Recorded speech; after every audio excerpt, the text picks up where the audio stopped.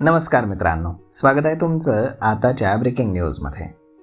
मित्रांनो, कोणत्याही वयामध्ये जन्मदाखला मिळवणं आता सरकारनं सोपं केलं आहे. त्यासाठी सरकारी कार्यालयांच्या चक्रा मारण्याची आता बिलकुल गरज नाही. तुम्ही घर बसल्या ऑनलाईन पद्धतीनं अर्ज करू शकता. यासाठी तुम्हाला dc.crsorgi.gov.in या अधिकृत पोर्टलवरती जाऊन घर बसल्या जन्मदाखल्यासाठी ऑनलाईन अर्ज करता येणं आता शक्य आहे. ही वेबसाईट तुम्हाला खाली डिस्क्रिप्शनमध्ये देखील दिलेली आहे. ही सरकारी वेबसाईट आहे, कुठलाही फ्रॉड नाही आहे, लक्षात ठेवा. या प्रक्रियेमध्ये महत्त्वाचा फरक हा फक्त कागदपत्रांचा आहे. लहान मुलांसाठी आणि मोठ्या व्यक्तींसाठी लागणारी कागदपत्र वेगवेगळी असू शकतात. जर मुलाचं वय 21 दिवसांपेक्षा कमी असेल तर फक्त हॉस्पिटलची डिस्चार्ज स्लिप पुरेशी आहे. परंतु 21 दिवसांनंतर जर अर्ज करायचा असल्यास SDM ऑर्डर, प्रतिज्ञापत्र म्हणजेच ॲफिडेव्हिट आणि ओळखपत्राची आवश्यकता लागते. या पोर्टलवरील कागदपत्रांची योग्य माहिती भरल्यानं कोणत्याही वयातील व्यक्ती आपला जन्मदाखला अगदी सहजपणे मिळवू शकते.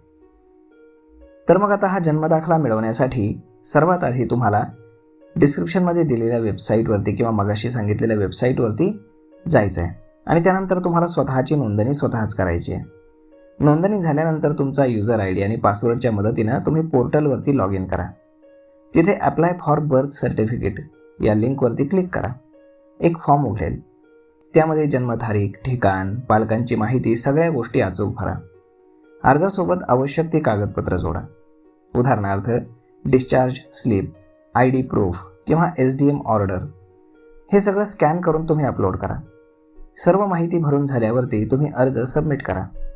अर्ज सादर केल्यानंतर मिळणारा रेफरन्स नंबर जपून ठेवा.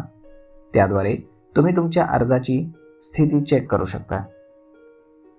जर बाळ 21 दिवसांपेक्षा लहान असेल तर जन्म प्रमाणपत्र मिळवण्यासाठी फक्त रुग्णालयातनं डिस्चार्ज स्लिप अथवा आई किंवा बाळाचं कार्ड आवश्यक आहे. 21 दिवसांपेक्षा कमी वयाच्या बाळासाठी जन्म प्रमाणपत्र तुम्ही अगदी सहजपणे मिळवू शकता. ते जर एखाद्या ज्येष्ठ व्यक्तीसाठी जन्म प्रमाणपत्र बनवायचं असेल तर त्यासाठी 3 प्रकारच्या कागदपत्रांची आवश्यकता आहे. सर्वात महत्त्वाचं म्हणजेच SDM ऑर्डरची आवश्यकता आहे.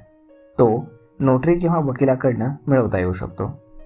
10 रुपयांच्या स्टॅम्प पेपरवरती तो बनवला जातो. त्याशिवाय एक प्रतिज्ञापत्र देखील लागतं. त्यानंतर आधार, पॅन किंवा पासपोर्टसारख्या ओळखपत्रांची त्यामध्ये आवश्यकता असते आणि तुम्ही अगदी सहजपणे ही माहिती जाणून घेऊ शकता आणि तुम्ही तुमचं बर्थ सर्टिफिकेट स्वतःच बनवू शकता.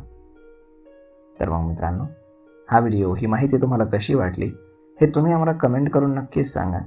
आणि जर आवडली असेल तर आपल्या जवळच्या मित्रमंडळींसोबत देखील हा व्हिडिओ तुम्ही शेअर करायला विसरू नका. धन्यवाद.